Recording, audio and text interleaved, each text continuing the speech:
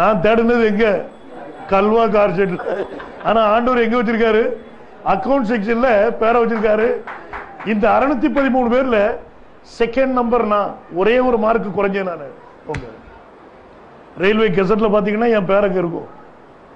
அப்போ ஆண்டவர் அவர் செய்யற காரியங்கள் மறைவாவே இருக்கும்.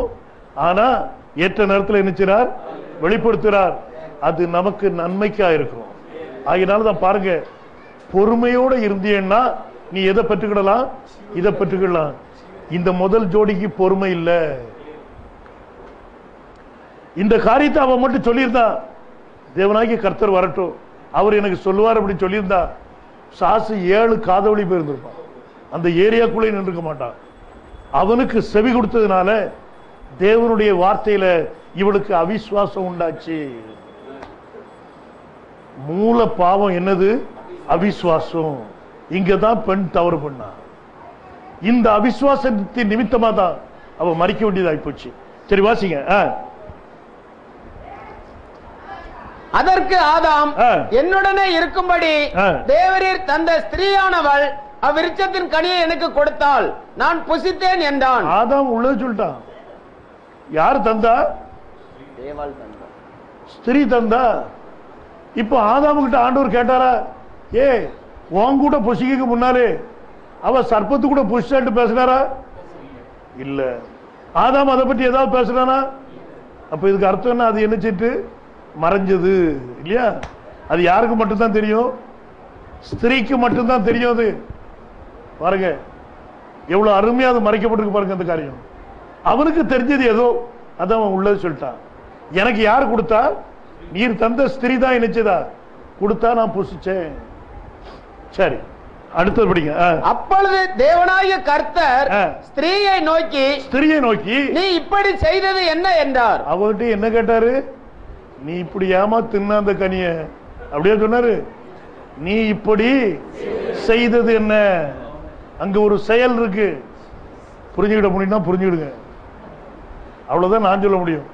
என்ன பெண்கள் மத்தியில் அவ்வளவுதான் பேச முடியும். இப்படி நீ செய்தது என்ன என்றால், ஸ்திரீயானவள் சர்ப்பம் என்னை வஞ்சித்தது. சர்ப்பம் என்னை அனுப்பிச்சு வஞ்சித்தது, அதுதான் கெடுத்ததுன்னு சொல்லிச்சு. ஆங்கில வேதாகமத்தில் அந்த வார்த்தை என்னது? பிகுல்டுன்னா என்னது? கெடுத்தது.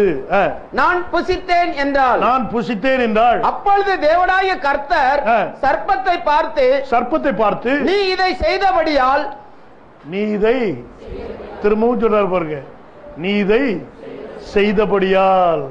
பாத்தீங்களா? எதை செய்யக்கூடாதுன்ட்டு ஆண்டவர் தடை பண்ணி வச்சிருந்தாரோ அதை சர்ப்பம் என்ன செய்ய வச்சிச்சு.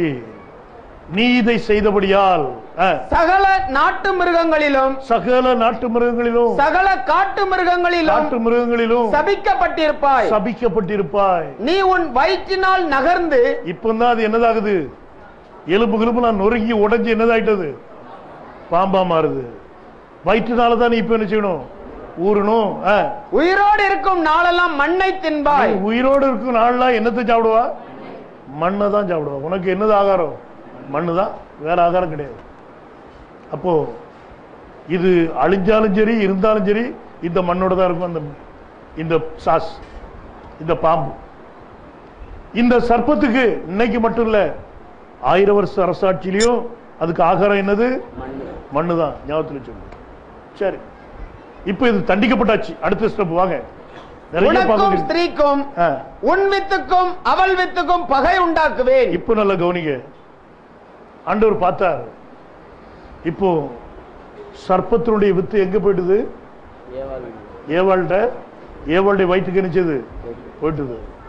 அதே நேரத்தில் ஆதாமுடைய வித்து நினைச்சது அங்க போயாச்சு. இப்போ ஆண்டவர் பார்த்தார், என்னுடைய சந்ததி தான் இந்த ஏவாள் மூலமா வரணும்னு நினைச்சேன். ஆனா இப்ப வேற ஒரு சந்ததி நினைச்சது அங்க உட்கார்ந்துருக்கு ரெடியா. இங்க தமிழன் கூட வித்துண்டே சொல்லிட்டா பாத்தீங்களா? ஆண்டவர் என்ன சொல்றாரு? உன் வித்துக்கும் அவள் வித்துக்கும் பகை உண்டாக்குவேன். உன் வித்துனா யார் வித்து? சர்ப்பத்தின். யார்கிட்ட பேசுறாரு? சர்ப்பத்திட்டு தான் பேசுறாரு. ஓ வித்து. அப்போ சர்ப்பத்துக்கு என்னது உண்டு? சத்தத்தையே காணலையே. நம்புறீங்களா? சர்ப்பத்தின் வித்துனா தப்பு அப்படின்னு சொல்றாங்க நிறைய பேர். இங்க யாரு சொல்றா இத? இயேசு கிறிஸ்து சொல்றாரு பிரதர். உன் வித்துக்கும், அதாவது சர்ப்பத்தின் வித்துக்கும். இதுக்கு அர்த்தம் என்ன? சர்ப்பத்துக்கு வித்து உண்டு, உன் வித்துக்கும் இவ வித்துக்கும் இல்லையா, ஏவாளுடைய வித்துக்கும் என்னத்தை உண்டாக்குவேன்? பகையை உண்டாக்குவேன். ஸ்திரீக்கு வித்து கிடையாது. வித்து எங்க இருந்து வரும்? ஆணுகிட்ட தான் வரும். இப்ப இங்க ஸ்திரீயின் வித்துன்னு சொல்றதுனால இது வரக்கூடிய யாரை குறிக்குது? இயேசு கிறிஸ்துவ குறிக்குது. அவர் யாரிடத்துல பிறந்து வரணும்? ஸ்திரீயின் இடத்துல. தேவனுடைய வித்து ஸ்திரீ மூலமா இந்த உலகத்துக்குள்ள வரப்போகுது. சாத்தானுக்கும் இயேசுக்கும் டக்கஃபர் வரும்போது அவனுடைய குதிகால என்ன செய்வான்? நசுக்குவான். அவர் என்ன செய்வார்? அவன் தலையை நசுக்குவார் இல்லையா? அப்போ இது சிலுவை காட்சியை குறிக்குது.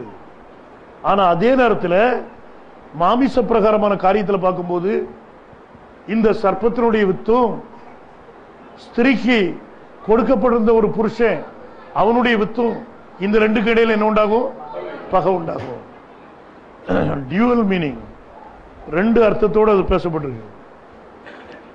தேவனால் பேசப்பட்ட முதலாவது ப்ராபஸியா தான் தீர்க்க தரிசனம் இல்லையா?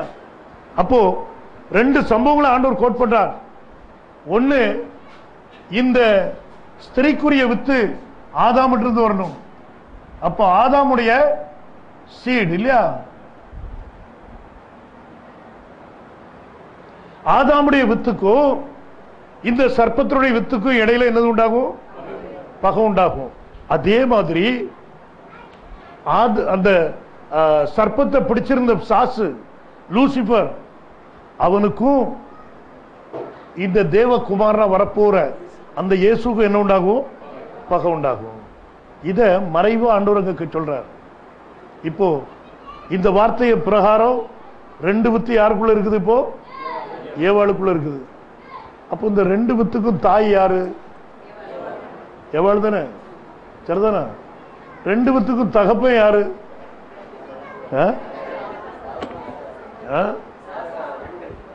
தகப்பன் எத்தனை ஆயிட்டு? ஒண்ணு இல்ல. 3 அதிகாரம் 20ஆம் வசனம் வாசிங்க. ஆதாம் தன் மனைவிக்கு ஏவாள் என்று பெயரிட்டான். இது யார் பேர் வைக்க பாத்தீங்களா? ஆண்டவர் வைக்கல. யார் வைக்கிறா? ஆதாம் தன் மனைவிக்கு என்ன பேர் வைக்கிறான்? ஏவாள் பேர் வச்சானா? ஏனெனில் அவள் ஜீவனுள்ளோருக்கெல்லாம் தாயானவள். இப்ப அவனுக்கு நல்லா தெரிஞ்சு போச்சு அவளுக்குள்ள எத்தனை வித்து இருக்கு? ரெண்டு. ரெண்டு வித்துக்கும் தாய் யாரு? அவதான். ஆனா ரெண்டு வித்துக்கும் நான் யாரு? கிடையாது. கிடையாதுப்பா. கையை விரிச்சுட்டா பாத்தீங்களா? அந்த ரெண்டு வித்துக்கும் நான் தவப்ப கிடையாது. ஆனா யாரு தாயி? அவதான் தாயி. காயின் பிறந்து வந்தாலும் யார் அம்மா? அம்மா எவ்வளவுதான் அம்மா அம்மா. ஆபேல் வந்தாலும் யார் அம்மா அம்மா? ஆனா ரெண்டு பிள்ளைகளும் ரெண்டு தாப்பருடைய பிள்ளைகள். ஆதாமுடைய பிள்ளைகள் இல்லை.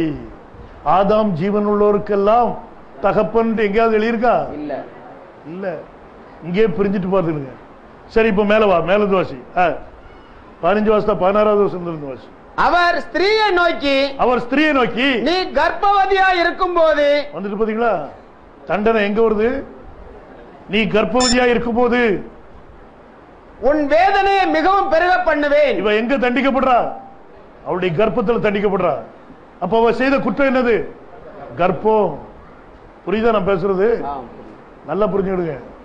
ஏதோ வந்தவங்க கொடுத்து வைக்கப்பட்டவங்க அவ்வளவுதான் இல்லையா? வராம இருக்கிறவங்களுக்கு ஆண்டவர் போதிப்பார் அவ்வளவுதான். சரி, பைபிள் சொல்லுது இல்லையா? எங்க தப்பு பண்ணாலும் அங்க தண்டனை. பைபிள் ஒழுங்கா சொல்லுது.